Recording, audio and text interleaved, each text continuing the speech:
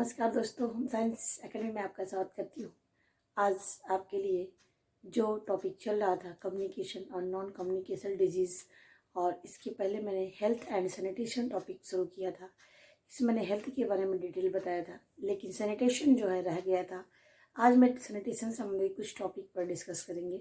Sanitation क्या है और इससे संबंधित और चीज़ें, सीवेज क्या है, स्लज क्या है, सीवर्स क्या है, ये सारी चीज़ों पर चर्चा करेंगे, क्योंकि इससे संबंधित कभी कभी पॉइंट भी पूछ लेता है। तो मुझे ये मैटर मिला, इसलिए मैंने आपके लिए लेकर के आई, जिससे आपको ये टॉपिक भी समझ में आए।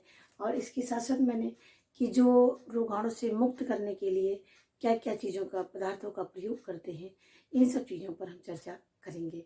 तो पूरे वीडियो बहुत ध्यान से देखिएगा, और जितनी चीज़ें मैंने यहाँ पर लिखा है सारी चीज़ें आपके लिए बहुत ही महत्वपूर्ण है। तो आइए देखते हैं। तो देखिए, पहला हमारा है सैनिटेशन।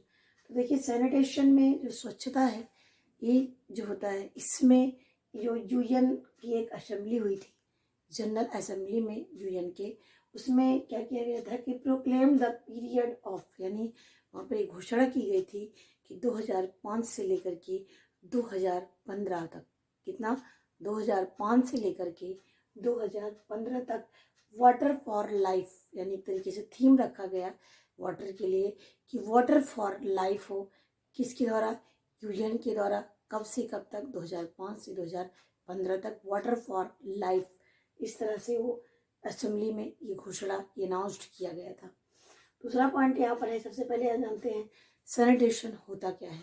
तो देखिए, sanitation is a very important. देखिए, बहुत ही इजी वे में लिखा है, ये मैटर इंग्लिश में मिला था, मुझे मिला था, इसीलिए मैंने इस तरह लिखा, लेकिन मैंने आपको बहुत इजी वे में यहाँ पर समझाएंगे, जिससे आपको टॉपिक समझ में आ जाए। तो देखिए, यहाँ पर है sanitation is a very important for community, यानी सैनिटेशन क्या है, बहुत ही महत्वपूर्ण है, किसके लिए? कम्युनिटी के लिए, यानी समुदाय के लिए।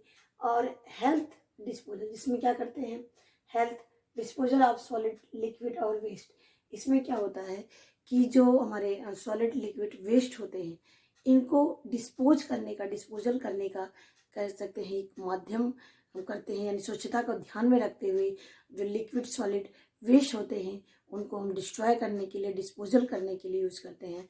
तो जिससे हमारा जो इन्वायरमेंट है वो सैनिटाइज हो सके, हेल्थ कह सकते हैं हेल्दी बना रहे, तो ये काम करते हैं। तो एक वेरी इंपॉर्टेंट होता है, किसके लिए? कम्युनिटी हेल्थ के लिए होता है। तो कम्युनिटी हेल्थ के लिए होता है, तो इसमें क्या करते हैं, disposal of solid, liquid, waste, यानी जितने भी चीज़ें होती हैं सॉलिड, लिक्विड, उनको कह सकते हैं डिस्पोज करने के लिए यूज करते हैं, जिससे हमारा जो इन्वायरमेंट है वह हेल्दी बना रहे, सैनिटाइज हो सके। तो ये चीज़ें हो गई। अब देखिए, यहाँ पर जो मैंने यहाँ पर शब्द लिया है, तो यहाँ पर देखिए सबसे पहले शब्द लिखा है सीवेज। क्या है? सीवेज। तो देखिए, सीवेज किसे कहते हैं? तो देखिए, सीवेज एक तरल व्यर्थ पदार्थ है, जो फैक्ट्रियों से, घर से और इसके साथ साथ हॉस्पिटल के द्वारा नलियों के माध्यम से निकलते हैं, उसी को क्या बोलते हैं? सीवेज कहते हैं। तो सीवेज क्या है? एक लिक्विड वेस्ट होता है, लिक्विड वेस्ट होता है, जो होम्स के द्वारा, हॉस्पिटल्स के द्वारा, इंडस्ट्री के द्वारा निकलते हैं, इसी को ही सीवेज कहते हैं। तो याद रखना ये, इसीलिए मैंने यहाँ पर लिख दिया है कि सीवेज एक लिक्विड वेस्ट पदार्थ होता है जो यहाँ से निकलते हैं। दूसरा शब्द यहाँ पर मैंने लिखा है सीवर्स। क्या है? सीवर्स। देखिए, यहाँ पर मैंने लिखा है सीवर्स। अब देखिए, सीवर्स क्या होता है? सीवर्स एक पाइप होता है, इसको सीवर्स बोलते हैं, सीवर लाइन जो बोलते हैं। तो देखिए, ये सीवर्स क्या होता है? एक स्मॉल पाइप होता है। क्या होता है? ये एक स्मॉल पाइप होता है, व्हिच कैरी, जो ले जाता है वेस्ट वाटर को। देखिए, एक छोटी सी क्या होती है? पाइप होती है, जिसमें वेस्ट वाटर जो है ले जाते हैं, उसे ही सीवर्स कहते हैं। और यानी ये स्मॉल पाइप होती है। सीवर्स क्या होती है? स्मॉल पाइप होती है, जो वेस्ट वाटर को ले जाने का काम, यानी जहाँ से वो निकलता है और जहाँ तक उसको पहुँचाना जाया जाता है, जहाँ पर जिस स्थान पर इकट्ठा होता है, उस सब की प्रक्रिया को क्या बोलते हैं? सीवर्स बोलते हैं। सीवर्स एक पाइप होता है जो वेस्ट वाटर को ले जाने का काम करता है। तो अब आता है हमारा स्लज। स्लज जिसको बोलते हैं SLUDGE, स्लज किसे कहते हैं? तो ये भी एक सेमी सॉलिड होता है। क्या होता है? सेमी सॉलिड वेस्ट होता है, जो faeces settled at the bottom of circular tank, यानी जो पानी ले जाता है वेस्ट वाटर टैंक में इकट्ठा होता जाता है, इसकी जो वाटर ट्रीटमेंट भी किया जाता है, अभी मैं आपको बताऊंगी आगे। तो ये जो ट्रीटमेंट किया जाता है इसमें जो फीसेस के रूप में यानी जो मल होता है वो धीरे धीरे टैंक में नीचे बैठता जाता है। इसी को ही क्या बोलते हैं, स्लज बोलते हैं। क्या बोलते हैं, स्लज बोलते हैं। कि क्या होता है, एक सेमी सॉलिड होता है। क्या होता है, सेमी सॉलिड होता है जो faeces settled at the bottom of circular tank, यानी वो सेटल्ड हो जाते हैं कहाँ पर, टैंक के नीचे वाले पोर्शन पर। इसी को क्या बोलते हैं, स्लज कहते हैं। अब नेक्स्ट पॉइंट हमारा सीवर्ज क्या होता है। देखिए मैंने यहाँ पर लिख दिया है सीवर्ज किसे कहते हैं। तो सीवर्ज जो होता है ये underground network of small big which carry to waste water. तो ये देखिए इसमें क्या कह रहा है कि ये जो नीचे के पानी, देखिए जो हम बड़ी बड़ी सी जो मतलब कि शहरों में देखेंगे नीचे नाली जाता है, जबकि गांव में ऊपर से नाली जाता है। जो नीचे वाली लाइन की बात कर रहा है नाली, क्या होता है, ये अंडरग्राउंड नेटवर्क होता है। क्या होता है, ये अंडरग्राउंड नेटवर्क होता है जिसमें से छोटी पाइप और बड़ी पाइप, जिसमें से छोटी पाइप वाले यानी सीवर्स होते हैं और बड़ी पाइप जो है कैरी ले जाते हैं वेस्ट वाटर को। यानी एक तरीके से अंडरग्राउंड में एक नेटवर्क होता है जो छोटी पाइप और बड़ी पाइप मिलकर के वेस्ट वाटर को लेके जाते हैं, उसी को बोलते हैं सीवर्ज। सीवर्ज इज एक बिग नेटवर्क जहाँ जो अंडरग्राउंड यानी जमीन के नीचे से जो ले जाते हैं वेस्ट वाटर को, उसी को बोलते हैं सीवर्ज। अब आता है हमारा ऑर्गेनिक इम्प्योरिटीज क्या होती हैं, इसको कार्बनिक पदार्थ अशुद्धता किसे कहते हैं, क्या क्या चीज़ें ऑर्गेनिक इम्प्योरिटीज में आती हैं। तो देखिए यहाँ पर ह्यूमन फीसेस, क्या है, ह्यूमन फीसेस जिसको मानव मल भी बोलते हैं, और एनिमल वेस्ट और जैसे काऊ डंग, गाय का गोबर, भैंस का गोबर यानी, और ऑयल का वेस्ट होते हैं जैसे खरी, इस तरह से चीज़ें, हर्बिसाइड्स यानी जो हमारे पेड़ पौधे होते हैं उनसे, और वेजिटेबल्स वेस्ट यानी इन सब चीज़ें, यानी जो हमारे पेड़ पौधों और जीव जंतुओं के जो वेस्ट निकलते हैं वो हमारे किस में आते हैं, ऑर्गेनिक इम्प्योरिटीज में आते हैं। ऑर्गेनिक इम्प्योरिटीज में क्या क्या आते हैं, ये मानव के द्वारा और जानवरों के द्वारा जो निकाले गए वेस्ट होते हैं उन्हीं को ही ऑर्गेनिक इम्प्योरिटीज कहते हैं। और जो इनऑर्गेनिक में आते हैं मुख्य रूप से केमिकल रासायनिक तत्व आते हैं जिनका उपयोग किया जाता है। अब आता हमारा WWTM क्या होता है। देखिए WWTM क्या होता है, यहाँ पर मैंने लिखा है, ध्यान से देखिएगा, दिख रहा है कि नहीं आपको, एक सेकेंड।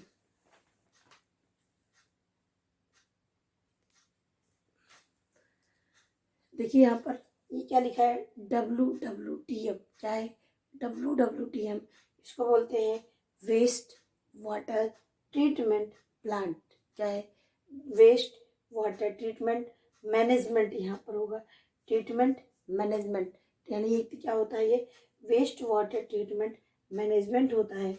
और ये क्या करता है, ये वाटर को क्या करता है, प्योरिफिकेशन करने का काम करते हैं। यहाँ पर WWTP होगा, वेस्ट वाटर ट्रीटमेंट प्लांट। क्या होता है, वेस्ट वाटर, ये कभी कभी फुल फॉर्म भी आ सकता है, तो ये ध्यान रखना WWTP क्या होता है, वेस्ट वाटर ट्रीटमेंट प्लांट होता है।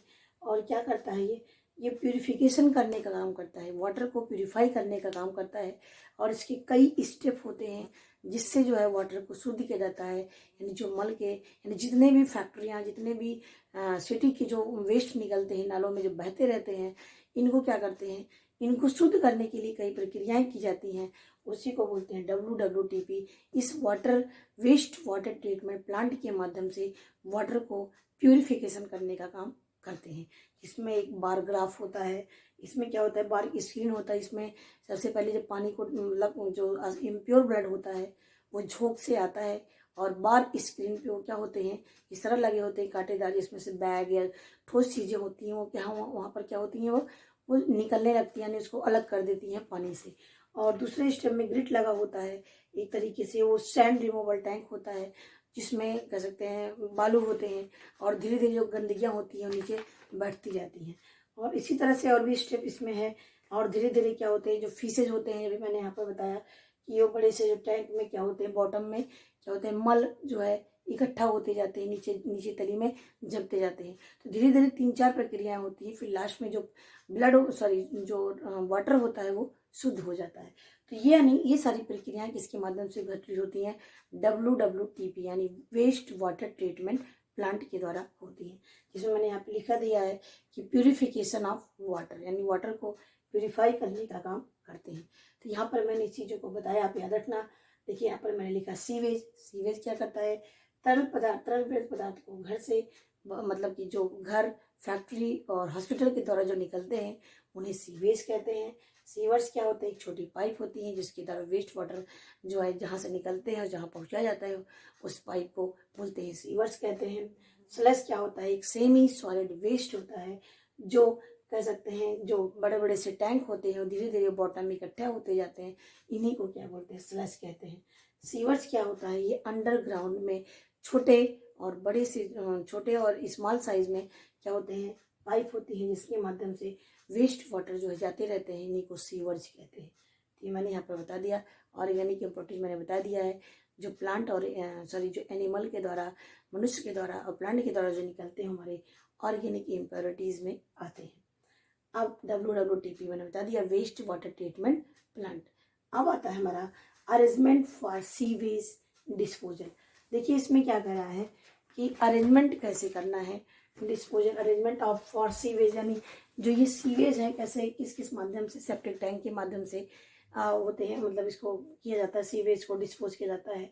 कंपोजिट पिट यानी गड्ढे को बना करके इस तरह से जो चीज़ें होती हैं वेस्ट के रूप में सीवेज क्या, उसको नीचे टैंक, मतलब कि कंपोजिट गड्ढे बना दिए जाते हैं जिससे उसमें धीरे धीरे वो जमते जाते हैं।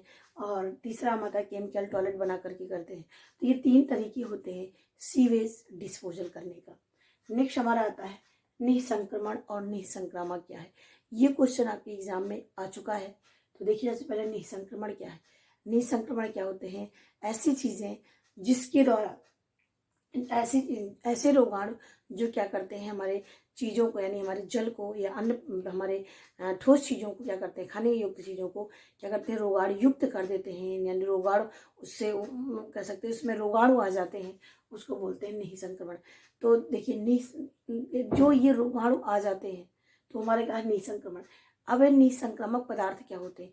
जो इन रोगाणुओं को दूर करने का काम करते हैं, यानी जो रोगाणु को मतलब कि ऐसे पदार्थ जो रोगाणुओं से मुक्त करने का काम करता है उसे ही निःसंक्रामक पदार्थ कहते हैं। तो सोचिए ये जो निःसंक्रमण एक प्रक्रिया है, क्या है? निःसंक्रमण एक प्रक्रिया है, रोगाणुओं से मुक्त करना, ये निःसंक्रमण है। और निःसंक्रामक क्या होता है? जो रोगाणुओं से मुक्त करने के लिए जिन पदार्थ का प्रयोग करते हैं उसे ही निःसंक्रामक पदार्थ कहते हैं। दोनों बातें याद रखना।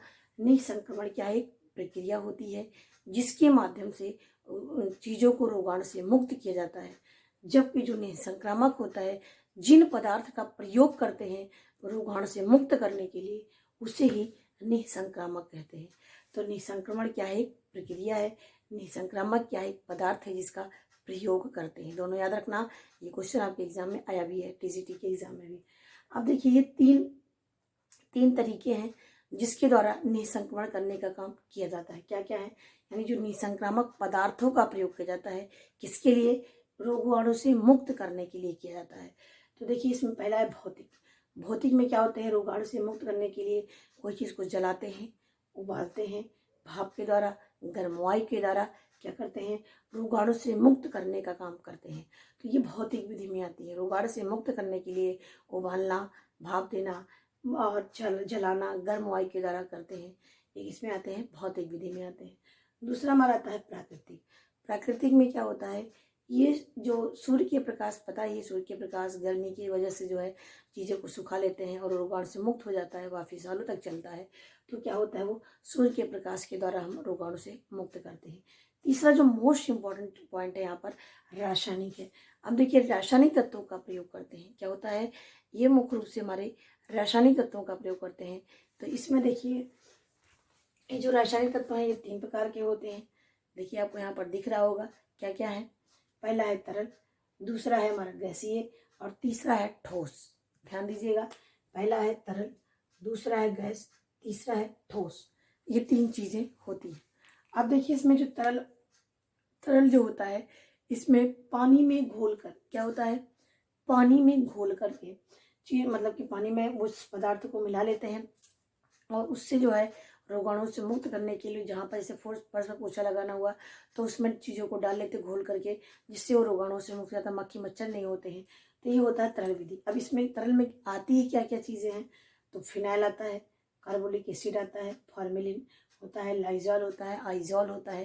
तो यानी सब क्या होते हैं, ये रासायनिक निसंक्रामक पदार्थ है। क्या है, रासायनिक निसंक्रामक पदार्थ होते हैं। तो ये चीज़ें आप याद रखना, फिनाइल, कार्बोलिक एसिड, फॉर्मेलिन। देखिए फॉर्मेलिन क्या होता है, एक तीव्र गंध होता है। ये मल की कीटाणुओं को मारने के लिए क्या होता है, फॉर्मेलिन का प्रयोग करते हैं। ये आँखों में इसको अगर छू भी जाता है तो आँखों में बहुत तेज से जलन होता है, तो ये फॉर्मेलिन होता है। तो ये तीव्र गंध इसमें होती है, मल के कीटाणुओं को मारने के लिए इनका प्रयोग करते हैं। लाइजॉल, आइजॉल ये होते हैं, ये भी कीटाणुओं को मारने के लिए। ये देखिए जो लाइजॉल होते हैं वस्त्रों पर, सब्जियों पर, सॉरी वस्त्रों को रोगाणु मुक्त करने के लिए इसका प्रयोग करते हैं।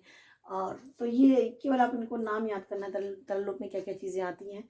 तो phenyl, carbolic acid, formalin, Lysol, Aizawl, यानी जो लिक्विड फॉर्म में होते हैं वो हमारे क्या होते हैं, रासायनिक में आते हैं तरल फॉर्म में। अब गैसीय में रूप में क्या होता है, जो कमरे की हवा को रोगाणु मुक्त करने के लिए, दोष कह सकते हैं प्रदूषण मुक्त करने के लिए, छत को रोगाणु मुक्त करने के लिए गैसीय रसायन तत्वों का प्रयोग करते हैं। इसमें सल्फर डाइऑक्साइड आता है और क्लोरीन गैस आती है। सल्फर डाइऑक्साइड, इसमें सल्फर पाया जाता है। जैसे कभी कभी क्या होते हैं, बहुत ज़्यादा मक्खी मच्छर हो जाते हैं कमरे में, तो जैसे हम जो ऑल आउट जलाते हैं या ऐसी चीज़ें, ये मॉर्टिन जलाते हैं, तो क्या होता है, पहले उसको कमरे को कहते हैं बंद कर देते हैं और पूरा सल्फर जो है, सल्फर डाइऑक्साइड पूरे कमरे में हो जाता है, जिससे उसकी तेज गंध से जो होता है, जो रोगाणु होते हैं मर जाते हैं। तो उसको कमरे खिड़की खोलने के बाद वो बाहर निकल जाते हैं, तब उस कमरे में जाना चाहिए, उसके पहले नहीं जाना चाहिए। तो ये होता है हमारा गैसीय रासायनिक में सल्फर डाइऑक्साइड और क्लोरीन। तो इनका प्रयोग करते हैं कमरे की हवा को शुद्ध करने के लिए, छत को रोगाणु मुक्त करने के लिए इनका प्रयोग किया जाता है। अब आता है हमारा ठोस एवं रासायनिक। ठोस रासायनिक तत्व क्या होते हैं, ये मुख्य रूप से 4 प्रकार से मैंने यहाँ पे लिखा है, चूना, ब्लीचिंग पाउडर, KMnO4 और नीला थोथा। इनसे भी रोगाणु को मुक्त करने के लिए गैस ठोस रासायनिक के रूप में प्रयोग करते हैं। चूना आपको पता ही है, जैसे पानी को शुद्ध करना डाल देते हैं तो नीचे तली में लेकर के गंदे बैठ जाता है, और चीज़ों में इस तरह से यूज करते हैं। जैसे जल में डाल देते हैं या किनारे के देखिए रोड के किनारे भी चूने को डाल देते, जिससे रोगाणु मुक्त करने के लिए इसका प्रयोग करते हैं। ब्लीचिंग पाउडर को जल को शुद्ध करने के लिए प्रयोग करते हैं। इसमें क्लोरीन गैस निकलती है जो जल के जितने कीटाणु होते हैं उनको मारने का काम करता है, तो हमारा वो ब्लीचिंग पाउडर होता है। KMnO4 जिसको पोटेशियम परमैंगनेट कहते हैं, और इसी को ही लाल दवा के नाम से भी जाना जाता है। जो कुओं में पानी को शुद्ध करने के लिए इनका प्रयोग करते हैं, इसका सूत्र है KMnO4 यानी पोटेशियम परमैंगनेट, और इसी को लाल दवा के नाम से भी जानते हैं। इसमें फल सब्जियों या बर्तन को रोगाणु मुक्त करने के लिए जो है इनका प्रयोग करते हैं लाल दवा का। नीला थोथा भी रोगाणु से मुक्त करने के लिए प्रयोग करते हैं। तो देखिए इनका नाम मैंने यहाँ पर लिखा है, ये आप जानिए कौन सा तरल में आता है, कौन सा गैस में आता है, कौन सा ठोस में आता है। तो चूना, ब्लीचिंग पाउडर, KMnO4 ने क्या है कि ठोस के रूप में इनका उपयोग करते हैं। तरल के रूप में ये जितने एसिड होते हैं आपके फिनाइल, फॉर्मोलिन, लाइजोल, आइजोल तरल में आते हैं। गैसीय में हमारे सल्फर डाइऑक्साइड और क्लोरीन होते हैं। तो ये चीज़ें हो गई, ये बहुत ही इंपॉर्टेंट है। आपके TGT में एक क्वेश्चन ऐसे जरूर आता है, निसंक्रमण क्या है, निसंक्रामक क्या है, और चीज़ें क्या होती हैं, क्या चीज़ें करती हैं। तो आशा करती हूँ कि आपको टॉपिक अच्छे से समझ में आया होगा।